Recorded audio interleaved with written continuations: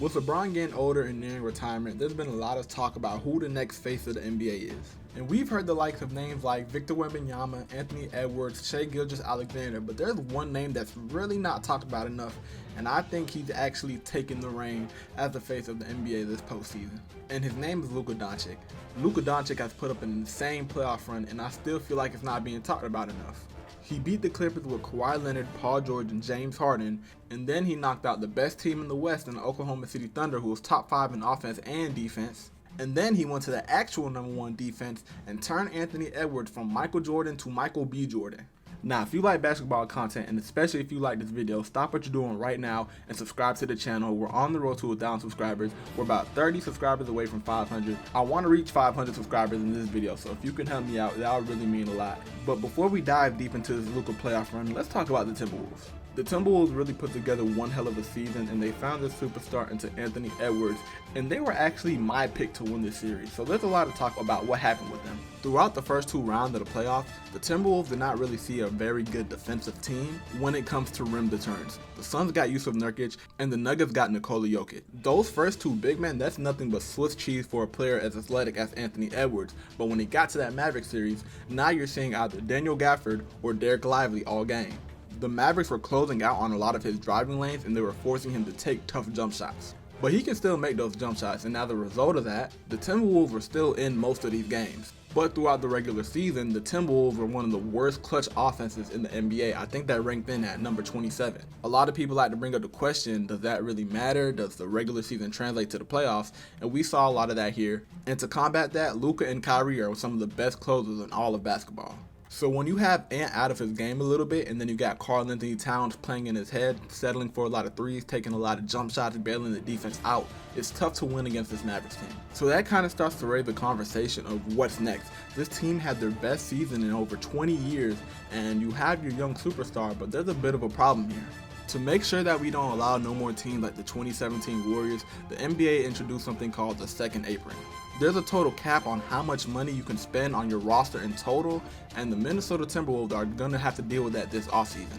And these questions started to arrive way before the deep Western Conference Finals run. When you're over that limit, you lose access to the mid-level exception, and you have to pay extra in tax money. Anthony Edwards just signed a $260 million deal. Rudy Gobert's on the max. Karl-Anthony Towns is on the max. Jaden McDaniels, he's up for a big payday, and he's one of the best perimeter defenders in basketball. This is a problem that a lot of teams are going to have to deal with. The Denver Nuggets are dealing with this right now with Michael Porter Jr., Nikola Jokic, Aaron Gordon, and Jamal Murray. And that's part of the reason why we won't see many dynasties no more. If you're in that second apron threshold, there's a lot of repercussions that you're going to have to take. Another repercussion is that if you're in the second apron for 2 out of 4 years, your first round pick in 7 years, it won't be frozen. It will automatically be moved to the end of the first round. So if you're willing to be in that second apron to build a dynasty or to build a really good team, let's say the team doesn't work out, or if it does work and everybody just gets older, when you're trying to rebuild, your pick is going to be at the end of the round. And it starts to raise questions from the business side of things. Yes, we just made a Western Conference Finals. Anthony Edwards is only going to get better. We were the first seed for the majority of the season. Do we run it back, or do we get rid of the odd man out? And unfortunately, that odd man out is Karl-Anthony Towns, who I still believe is a very good player, but sometimes we all know that he gets in his head sometimes.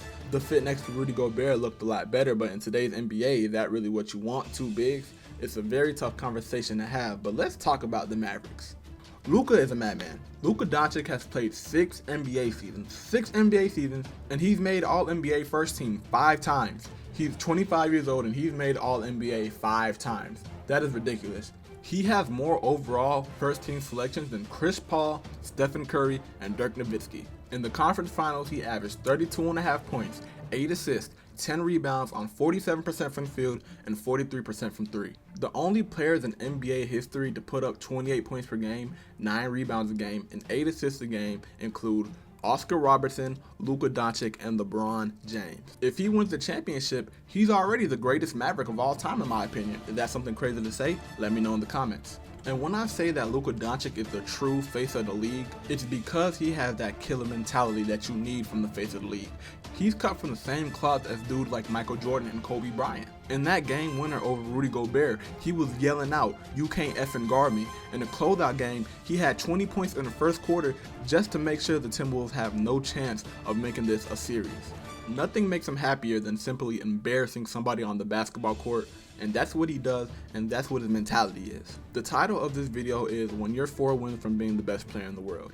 Now, I will go ahead and give you my prediction. I think the Celtics will win this series. I think they have a little bit too much talent for the Dallas Mavericks, but Luka's already taken that title for me. There's something out there that I like to call an unschemable superstar. An unschemable superstar is a player that no matter what you do, there's no answer for that player. The Timberwolves threw every possible coverage that you could possibly think of at Luka Doncic in the pick and roll, and it didn't matter. It didn't matter if they blitzed, it didn't matter if they dropped, it didn't matter if they hard hedged, it didn't matter at all.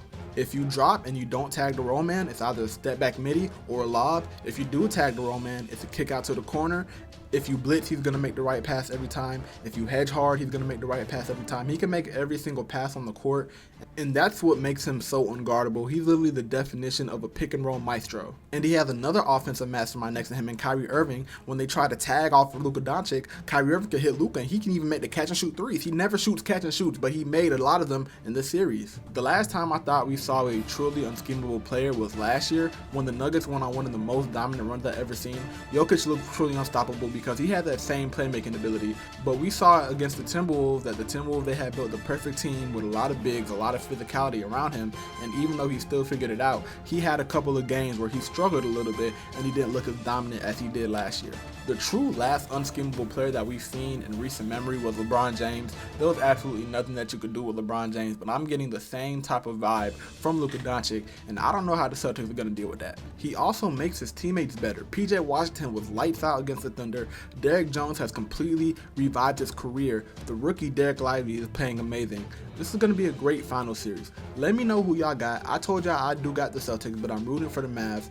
Let me know who y'all got in the comments. If y'all like this video and you enjoy content like this, please join the family. We're on the road to 1,000 subscribers. I want to reach 500 this video, so if you're watching this and you enjoyed the video, please consider subscribing. Join the family. We're on the way up. Thank you so much for watching, but I'm out, man. Peace.